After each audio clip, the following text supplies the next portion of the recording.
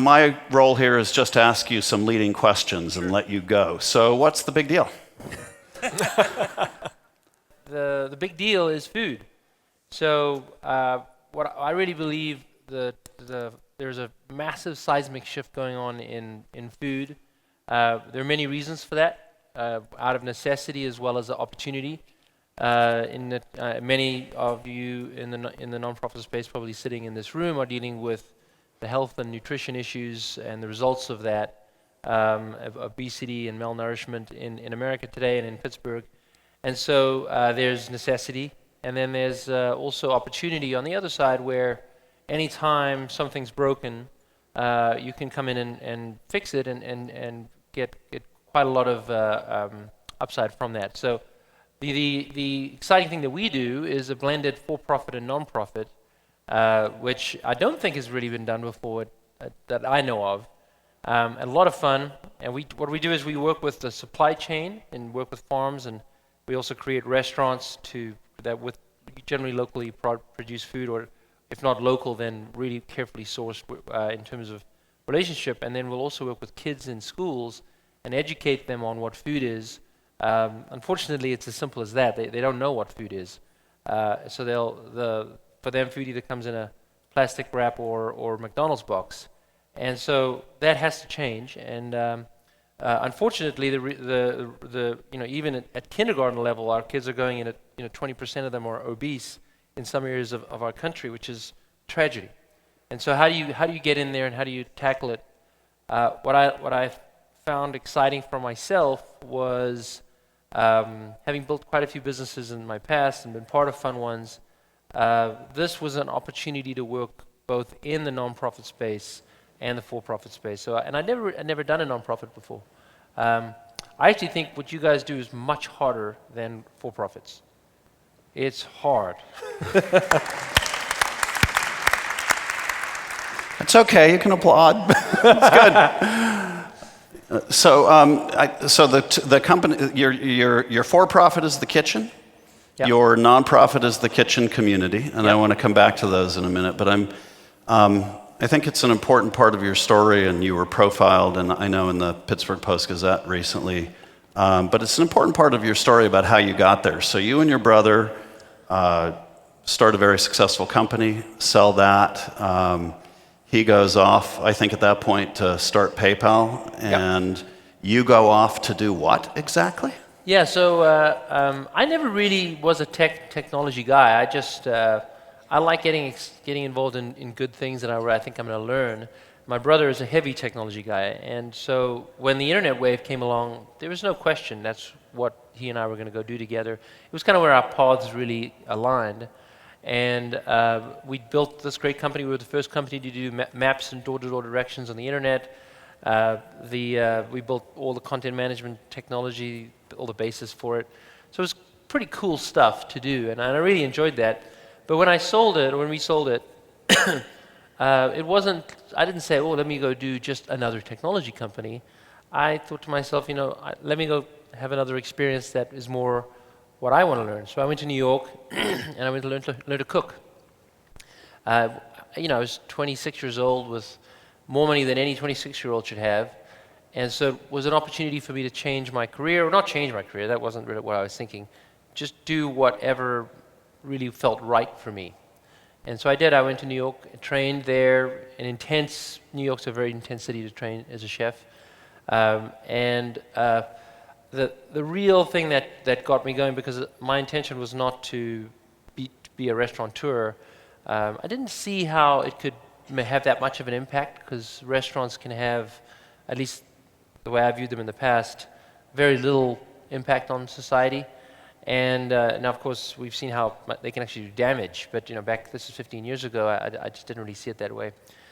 But it was very much a passion of mine. But what happened was I graduated just before 9/11, and I lived right down by the World Trade Center, and woken up by the planes hitting the building, and it was this awful and traumatic experience of escaping the falling buildings, and getting all the way to. My mother lived on 22nd Street. Camping out there for about a week, and then I got a request from my school because they knew I lived close to the World Trade Centers, my home was fine, I would be allowed back in, and they need volunteers to cook for the firefighters. And it was honestly the first, I guess it was the first non-profit-ish thing that I'd ever done. And it was the most rewarding, traumatic and intense, but the most rewarding thing I've probably, at that point, maybe ever, that I've ever been part of, where you're cooking food and driving ATVs of food down to ground zero, piles of metal, feeding the firefighters before they go back out again. I mean, it was hardcore. And so for me, that's when I said, okay, wait a minute, restaurants or doing food can really have a true impact on the community. So I really took it from that perspective. And at that point, that's one transformation that happens to you, but then a little while later, there's another one when you're sledding with one of your kids. Yeah, right. And let's talk a little bit about that. Yeah, sure. So what I did was, after 9/11, I went to Boulder, Colorado, and opened a restaurant called The Kitchen. Still in my head, I was thinking about it as a side project, loving everything that we were doing, and we opened the restaurant planning to do 40 guests an evening, 5 nights a week. Hugo Matheson and Jen Lewin, my co-founders, and we built this wonderful little restaurant that we thought would be really positive and people would like it, working with local farmers. At the time, no farmers wanted to work with restaurants. They were very frustrated with them, and we were really considered pariahs in the farmers' eyes, because very difficult, at the time at least, farm to table didn't exist as a concept. And we managed to convince farmers to supply us. We opened the restaurant, and it was incredible. I mean, within a few months, we were serving 3,000 people a week out of that little restaurant. And so it really told me that there was an opportunity there. We opened a second one, and we had we had a team member of ours who wanted to work with school gardens, and so we started having him. We supported him financially to do that and work with kids, teaching them lessons, any lesson, history, science, math, so forth, in the school gardens, and incredibly well done work, but not at much scale. And so I kind of ran into this sort of wall of, I'm building something that is wonderful and special, but not scalable. And I kind of lost my motivation. And so I said, well, you know what I did was very special, it's really nice, let me go back to technology and do something that does scale. I went back to technology, and if you've ever done something you love, and then you go to do something you like, you're miserable. So I really missed food. I really missed it, and I could not figure out how to scale it, and I was sort of stuck between two worlds. And I went down actually, I watched the Jamie Oliver talk at TED, and funny enough, I had dinner with him on Monday night, so it was a cool full circle for me. It's always like that when you talk to Kimbal. And he had this very passionate talk. I'm not sure if you guys have seen it at TED, where he just he talked about the challenge, or the really poisonous food system we have that was creating obesity amongst our population, and especially our children, and a food system that was completely broken. And what I had in Boulder was this wonderful thing that was really working and making a huge difference in giving people access to real food, as well as supporting local farmers, as well as educating kids in schools. But it was tiny, and I was like, I felt like I needed to figure out how to scale from that, and I was very inspired. But then, as with everything else, you see these inspiring talks, and then you go back to work, and oh yeah, I should have probably done that. I'm sure that's probably what had happened.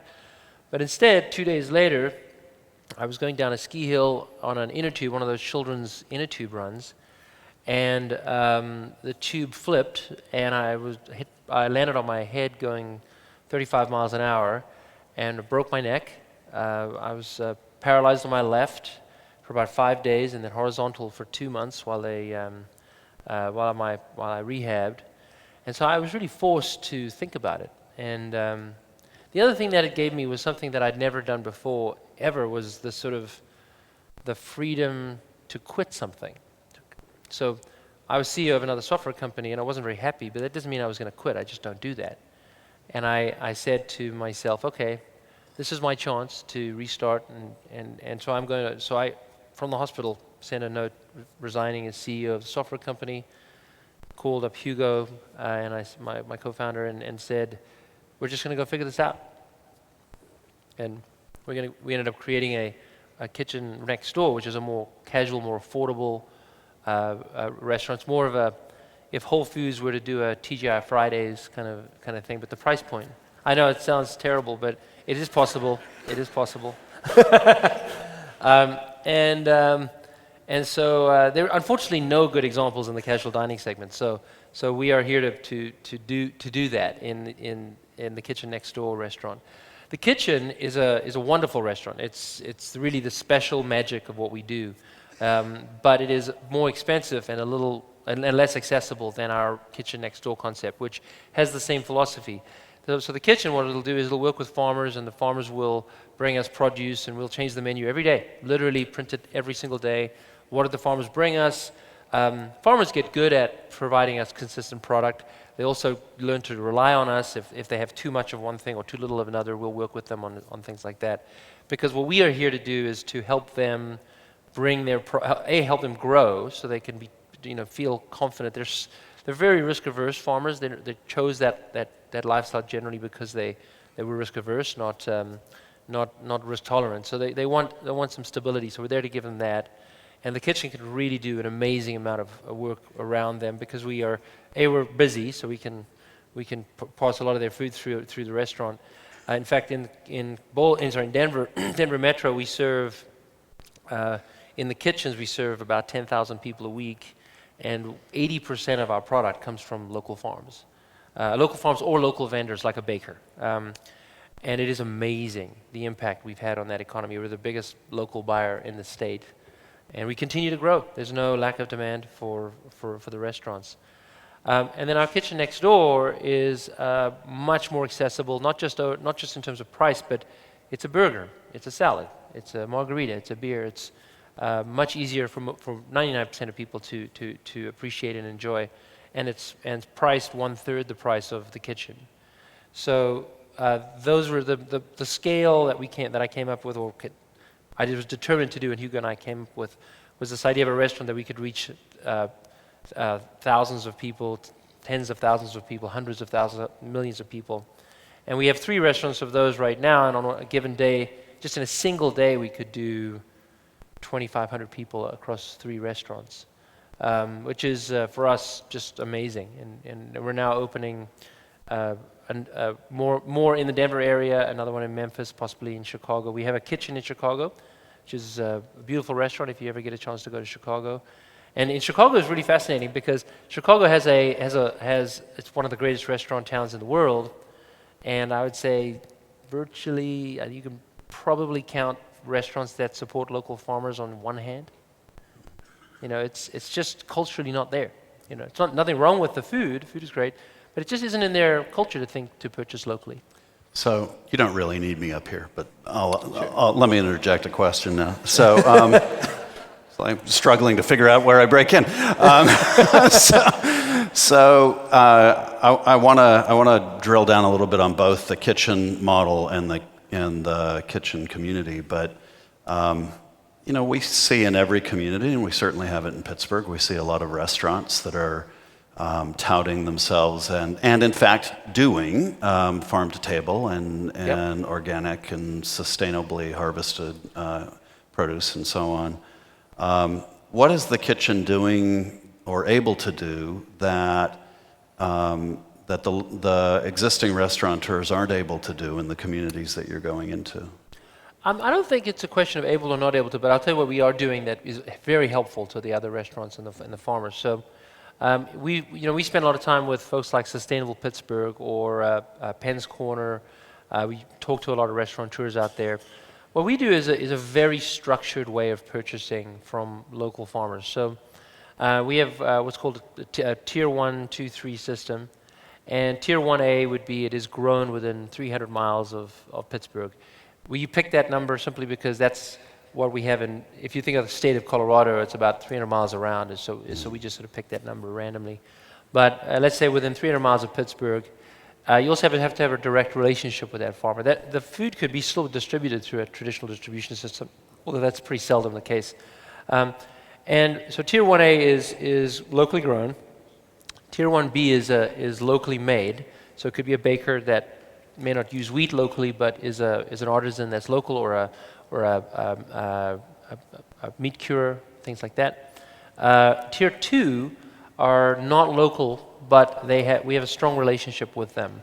An example would be if you are in Pittsburgh and you want to get Alaskan halibut, well, you're not going to get it locally. So you go you fly to Alaska, and we already have these relationships. We find the fishmongers that sort of match our values, and then we come back and we add them to our supply chain. And then Tier 3 is what is traditionally found off the back of a truck. So Cisco or US Foods will provide a product that of varying quality, some good, and it's not necessarily bad, but it isn't really supporting the local economy or the economy of what we call real food, where you're really trying to encourage people to do sustainably produced food, or food that is more nourishing to the community, that the person that eats it, food that is more about supporting the farmer as well. And then finally, also food that is grown in a more environmentally friendly way, where much of our farming today unfortunately does a lot of damage to the environment. And so when we go into a city like Pittsburgh, or a city like Memphis or Chicago or Denver, we help, we train the farmers, so that is huge. So as much as we love our farmers, they're really not designed for supplying restaurants. They're really farmers. They grow food.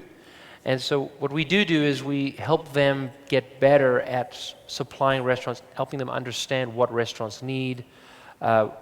When we say to a farmer, we usually are the biggest buyer. In fact, we are the biggest buyer in Colorado for sure. We create a price, and this is not a price for us. It's a price so they might sell to someone else, and we can kind of set pricing in a way that is fair to the farmer and fair to the restaurant, and everyone kind of is happy.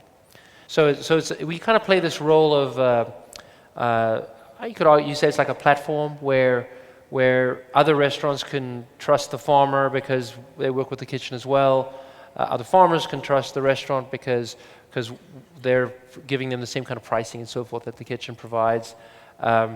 We just have that trust in there that really works very well, and a very sophisticated approach to working with farmers. Coming from Silicon Valley and working in the restaurant business, it's quite awesome to bring that sort of Silicon Valley thinking to it, and so that's been very helpful for the. So you're trying to broaden the supply chain for everyone. For everyone, yeah. And it's not typically how a for-profit company behaves. You actually, when you go into communities, make commitments around that and a couple of other things. Can you talk a little bit about what those commitments are and why a for-profit company takes them on?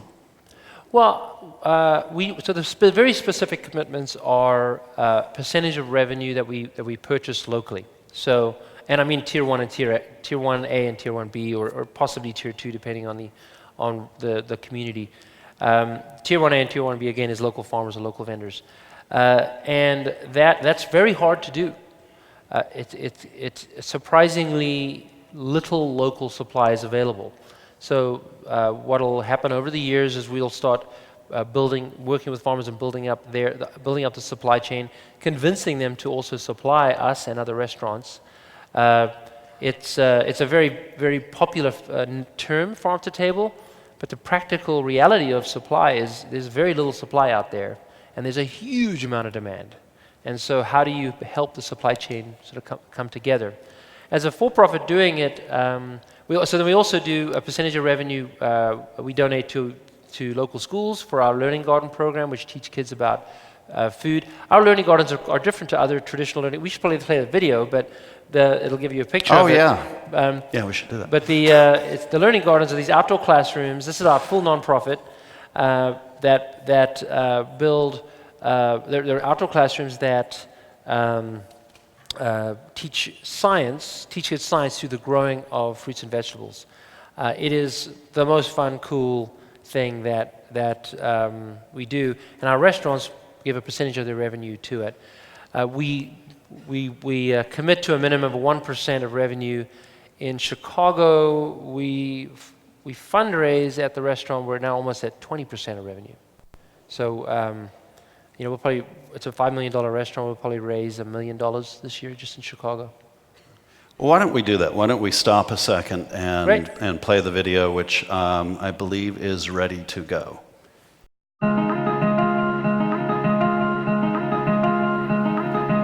Our goal is to get communities thriving through real food. That means working with local farmers and other purveyors that we have a real connection with, creating a culture with mission-driven jobs, and ensuring everyone in the community has access to simple, real food that truly nourishes them. When I was growing up, I ate food that we were connected to. It was food my mother had picked. It was food from local producers or local shops. And that is what I considered to be real food. Instead of real food, we were eating high-calorie, nutrient-poor food shipped in from thousands of miles away. And the results of not being connected to real food has been awful. Obesity now costs us more than smoking and gun violence. In some communities, over 20% of our kindergartners are obese. That's not something they did to themselves. That's something we did to them. To get communities thriving, we need to change the food culture at every level. The Learning Garden is different to traditional school gardens. It's designed for teachers to just spontaneously teach in it. It's a beautiful environment. The results were pretty impactful. These kids were doubling their intake of fruits and vegetables. You can see an increase in test scores by up to 15 points on a 100-point scale. Phenomenal results. One of the best and absolute favorite things they grow is carrots. When a kid pulls a carrot out of the ground, all they see is a little green sprout, and out comes a carrot. I mean, it's like a magic trick. With a focus on city-by-city expansion. We go into a city like Memphis or a city like Chicago, and we do 100 learning gardens at a time. Now that may sound like a lot, but it's still a drop in the ocean of what really needs to happen. In 2004, when we opened our restaurant in Boulder, there were no restaurants working with local farms. We were one of the first to do it in the community. We put about 1.3 million into the food economy on an annual basis while feeding around 900,000 people a year.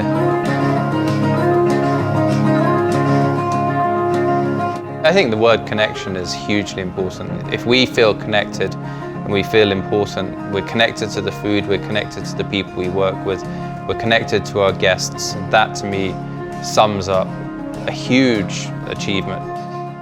Thinking about food as a way to bring the communities together, whether it's a home-cooked meal with your family, sitting down at the restaurant, or working with your peers as a 7-year-old child in a learning garden, community through food is just awesome. And we want to do that as much as we possibly can.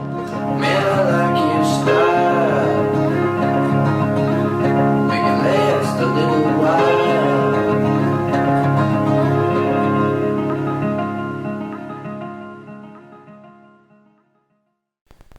So we left off with learning gardens. You come into a community, and if you are going to do restaurants there, you insist on doing the gardens as well. Sure.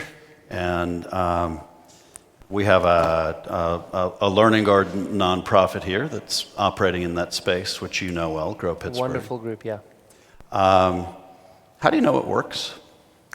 Well, I think there are a few sort of short-term. I mean, we do our standard evaluation, as I'm sure you guys do, where over length of period of time you can get results and so forth.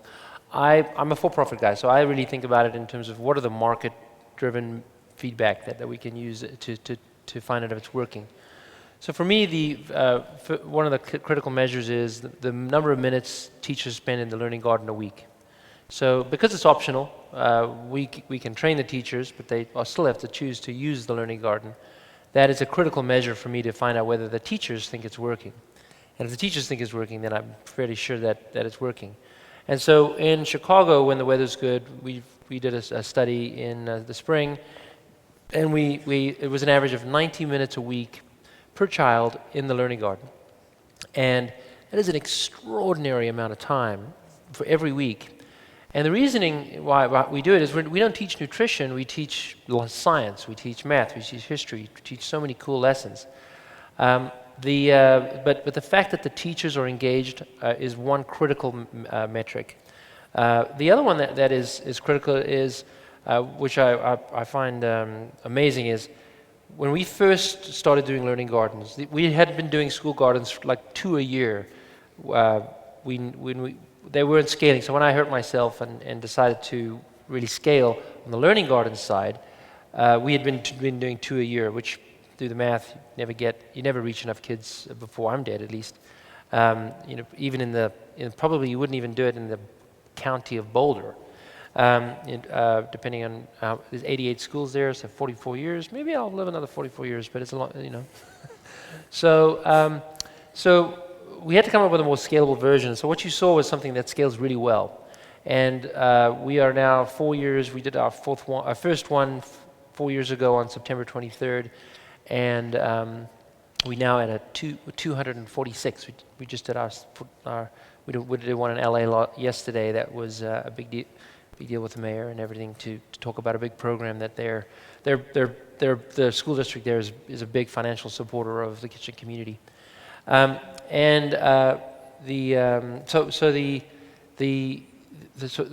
We did this call for applications. So we went from school gardens, which were these traditional gardens in the corner of the schoolyard, fence around them usually, wooden raised beds, and that's how people saw school gardens. We went to Chicago. The mayor wanted us to come. We saw what we were doing with these learning gardens. We went, this is cool. There's 600 schools. We did a call for applications. We got 5 applications. No one wanted them. They're like, that sounds like a hassle. These are going to fall apart. Some teacher's going to get excited about it, and then they're going to move on, and all the same problems that existed in traditional school gardens. And so we managed to convince us, because the mayor wanted us to do 6, we managed to convince the 6th school to do it. We did our 6 there. The other teachers and principals saw what it actually was, which is really an extension of the playground. Kids spontaneously playing it. There's no fence around it. Super easy to teach in. There's shade structure for teachers to teach under. It's a beautiful addition to the schoolyard. The districts love it because there's no maintenance, or at least very little maintenance relative to traditional school gardens. It's built out of the same material as playground equipment. The irrigation system's built into it. Which again, coming from my Silicon Valley background, trying to figure out, okay, what are all the friction points? Let's take them all out and create it. And we did a call for applications again a few months later. So we did this in the spring. We had 5 applications, had to beg a sixth school to do it. By September, we did another call. We had 86 applications. And so that's another way I know that things are going well, is when schools actually want them. Because these are I call them free like kittens. Yeah, you get it's donated to your school, then you've got to deal with it. So, all right, a lifelong responsibility. Right, exactly. So, your team, it's interesting. Kimbal's team, they're all former tech folks, A lot of them, and if they're not, they talk like tech, like they came out of the industry, and they're clearly mission driven around building to scale and affecting. What's the reaction of restaurateurs in the communities that you're going into? Is their reaction, yay, Kimbal's coming? Or is it, we're already doing sustainable work here, we don't? Sure. No, that's a great question. We find a little bit of a mix. I would say that for the most part, the restaurant industry is it's the perfect example of an industry where a rising tide rises all ships. And I use the analogy of a movie as an example. Like, if you go to see a movie on a Saturday and the movie's really good, then on next weekend you want to go see another movie. Not the same movie, but you want to go see another movie. But if you go see a movie and the movie's not that great, then the next week you'll go for a hike. We tried. So actually, the better the restaurants are around you, the better everyone does, and more it becomes a restaurant and food culture. So for the most part, restaurateurs are pretty positive.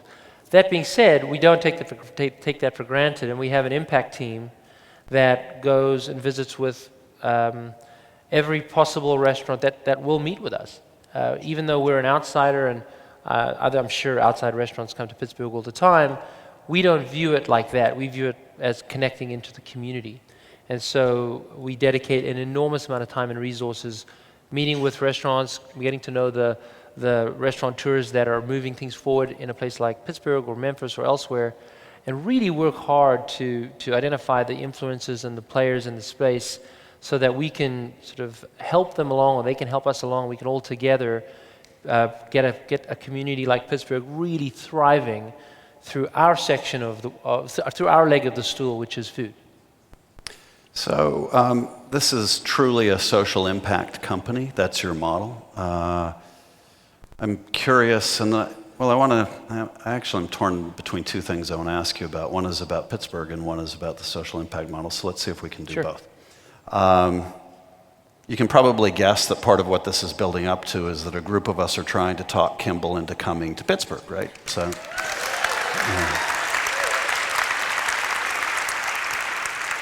Come to our conference, meet our people, be nice to him. Okay. Let's talk about that first, and then since this room is full of people who are in some way, shape, or form in the social innovation space and wrestling with that, let's go to that next. Why would Pittsburgh be of interest to you? I think that there's two ways to look at it. There's the economic indicators, which I think are great for Pittsburgh. You've got, it's in the top 10 as the data I've seen in terms of millennials coming to Pittsburgh. They're calling it the new Brooklyn, which I think is super cool. I love architecture. So the age of, especially older architecture, in fact, when Grant and I first talked, within a few minutes, kind of talked about a particular building, and it's usually a building that most people would not like, and I like that stuff, And so he and I kind of hit it off, I think, specifically on that. So it's got this real beautiful character that, from an economic perspective, means that no other new city can compete with something of this character. And the younger generation, people in their 20s, they want this. They want density, they want character, they want buildings that feel like they have some authenticity to them. They want to be able to walk to work or walk to see their friends, walk to restaurants. Pittsburgh is perfect, in that sense. And I think it's poised for some amazing growth. So I'd say that from the economic sense is a good call. The other side, which I've been learning over the past I started spending time here in February, and I've been here quite a few times since then. Everyone is super nice. It's just a wonderful community, very welcoming. Everyone wants Pittsburgh to be the great city that it should be. And it was, in many, many times, been one of the great cities of the world. And so to be part of that wave that I can see coming and ride that wave with the other players in Pittsburgh, that's pretty exciting. So he takes this seriously and has been to Pittsburgh a number of times to look at the town and also experience the restaurant scene here. And having dinner with Kimbal is an interesting experience because you don't actually get to eat anything. You get to have a bite of like a dozen different menu items, and then you have to leave and go to the next restaurant. I think we did 7 restaurants that night. We did 7 restaurants that night. You discover who is open till midnight, which was terrific. I think one of those evenings, you and the mayor ended up at Banjo Night. Yes, that was amazing. So he got a sense for what Pittsburgh is all about. So that's exciting to know that you're thinking about this as thoughtfully as you are. Social innovation, let's switch to that for a moment. We're hearing a lot about how the nonprofit and for-profit worlds are colliding in this space, in good ways, that there's an opportunity for more mission-oriented businesses and for the nonprofit community to connect more with that and learn from that.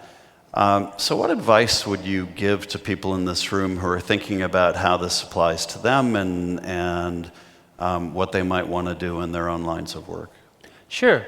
Well, I think the amazing thing about social enterprises on the for-profit side is that there are financing mechanisms that you can get access to that will, of course, also force you to be social. You can't. There are these program-related investments, which is something in the tax code that lets foundations provide a loan to a for-profit with very specific social outcomes that have to be that are tied to that. And what it means is that there may be an opportunity in the nonprofit world for some of you folks to convert to a for-profit, or if you're thinking of starting something, you can now have more options in front of you to think, is it a for-profit or a non-profit? Traditionally, if you're a for-profit, you have to drive to that bottom line, and that is it. And as long as you can make a profit, and a greater profit than is the interest rate on the PRIs and so forth, which is, most businesses do much better than that, you can actually have a very, very socially conscious business and build a great business in today's world. There's so much desire from foundations and individuals, and I think there are even a few venture firms, which is really shocking me, coming into the space, that are actually saying we only want to back socially conscious, socially minded businesses. And what are your social goals? How do we measure them? How do we know you're going to stick to them? B Corps are now coming into play, where even if the company gets sold, it has to stick to its social mission. And I get very excited about that because, as I said, being in the nonprofit world, it's really tough to raise money for. As a simple example, in the for-profit world, you have comps, you have we're going to build a business of this size, can generate this much income, and so there's so many ways. In fact, hundreds of years of refining the financial model for for-profits. And this is now something in between, where you could have possibly a for-profit that operates in some ways as a non-profit and do really good social change, but in a much more sustainable way. Sustainable meaning like the revenue supports its operations. So you began with this acknowledgement, but I'd like to tease it out a little bit more about how the nonprofit side is harder. Yeah. And Andrew Carnegie talked about 100 years ago about the fact that it was easier for him to make the money than to give it away well. What are you learning about the nonprofit side that is a lesson you would want to share with people who are working in that space? Let's think. It's funny, and I just, for the first time, we're an organization of 40 people, our nonprofit, the Kitchen Community. For the first time, we just hired a president. He started on Monday. He came from Teach for America. He's our first first person we hired with nonprofit experience. And how do we feel about that? and what was really interesting was I found that there's just a different. We were a startup, of course, so we're not a startup anymore. So we need maybe what you call adult supervision. So, and so our nonprofit needed someone that actually did know how to run a nonprofit. But up until that point, we didn't need that part. We were just scrappy and trying to figure it all out. But I do think that we had a fearlessness to us that we would go into a community like Chicago and talk to the mayor about raising money for the learning gardens, and it was so hard because there was just nothing in it for the donor, and I couldn't figure out, other than being a good donor, good philanthropist and so forth. I really struggled to say to them as a startup, these are the evaluation metrics. This is all the good we're going to do. This is your return on investment. In the for-profit world, there's so many ways you can say that. And in the non-profit world, you pretty much have to ask them really nicely and hope that they trust you and ask really nicely again. but it wasn't easy. And as we've now bigger, there's more credibility and so forth.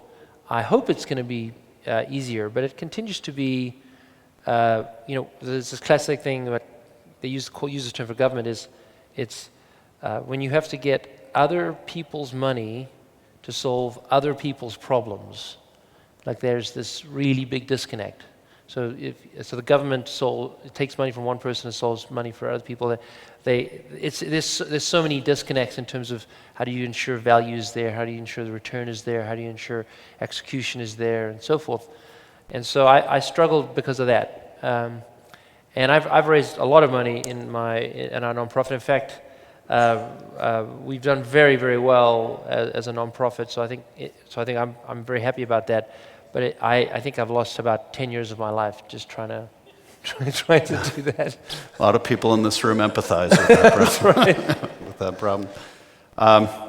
We're running out of time, and I want to end by talking about food again. And this is like the softest of softballs, but I think it's important.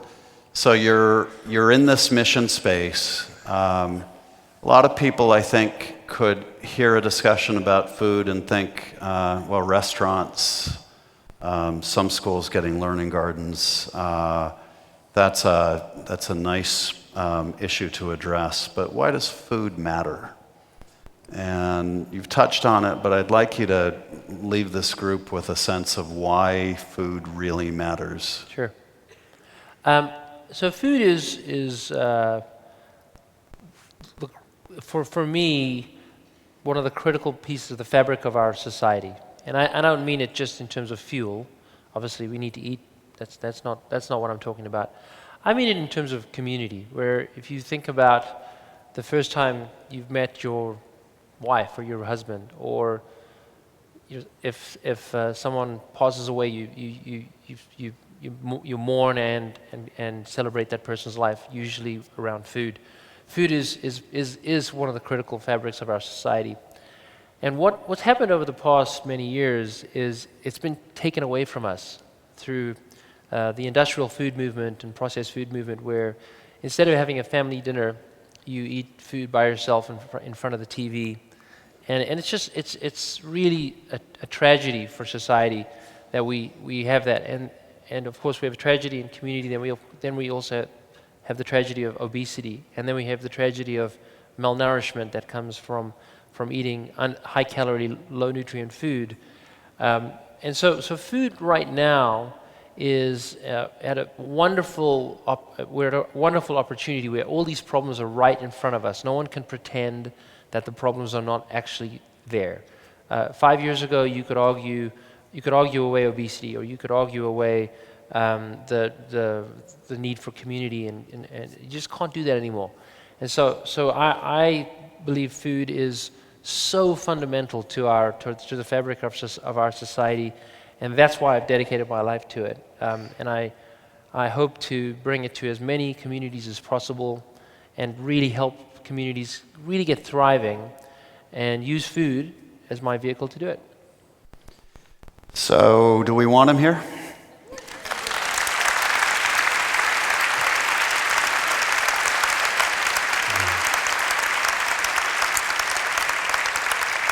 This has been great. Thank you. Thank you very much for doing it, and for the work that you're doing. It's amazing. We'll look forward to hearing more. I appreciate it. Thank you so much, guys.